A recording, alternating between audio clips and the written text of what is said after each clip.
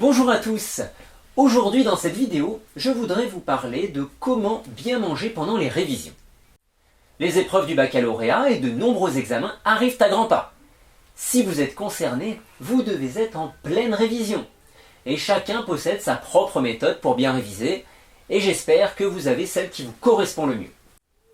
Mais pour être dans de bonnes dispositions le jour J, tout ne dépend pas uniquement de sa méthode de révision. Bien se préparer passe aussi par l'alimentation. Voyons ensemble les aliments à privilégier pour bien préparer vos examens et être au meilleur de votre forme physique et intellectuelle. Durant les révisions, le cerveau est extrêmement sollicité. Avec des heures passées à réfléchir, à intégrer des informations, il faut le nourrir correctement, éviter les coups de fatigue et favoriser la mémorisation. Alors que faut-il mettre dans son assiette avant les examens ? Des glucides et des vitamines du groupe B, pour avoir de l'énergie, pour favoriser la concentration et pour ne pas ressentir de fatigue intellectuelle. Nous les trouvons dans les fruits frais, qui sont à consommer de préférence en dehors des repas, par exemple en collation pour le goûter, ou encore une trentaine de minutes avant les repas. Il y a aussi les glucides complexes, avec les pommes de terre, les patates douces, ainsi que les céréales. Les légumes secs, comme les lentilles, en font également partie. D'autres aliments sont intéressants, les amandes et les noix diverses, lorsqu'elles sont non grillées et non salées. C'est très important. Ces aliments, consommés durant les révisions, sont de très bons alliés pour les personnes stressées. Et ils sont aussi bénéfiques pour la mémoire, grâce à leur richesse en bonne graisse et en magnésium.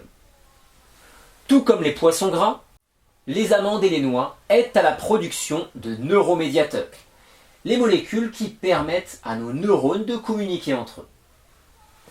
Les fameuses graisses oméga 3, que l'on peut trouver dans les noix ou dans les poissons gras, sont encore présentes en quantité dans certaines huiles comme l'huile de colza. Et un dernier paramètre important, notre cerveau traite les informations de la journée et les mémorise efficacement lorsque nous nous reposons. Un repos de qualité est donc indispensable.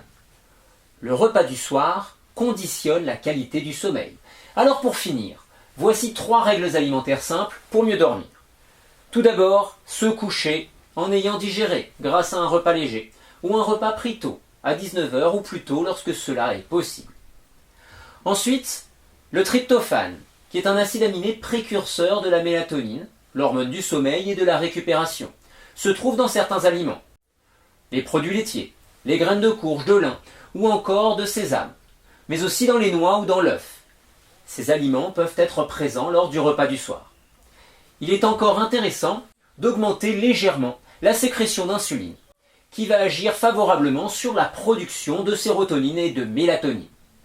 Nous pouvons faire cela en consommant un fruit ou deux avant le repas, ou un peu de féculents, pommes de terre ou céréales, pour accompagner des légumes. En résumé, il s'agit de faire un repas léger, contenant des glucides, peu de protéines et pas ou peu de graisses cuites, car lorsqu'elles sont cuites, les graisses surchargent la digestion. Bonne révision et bons examens à tous.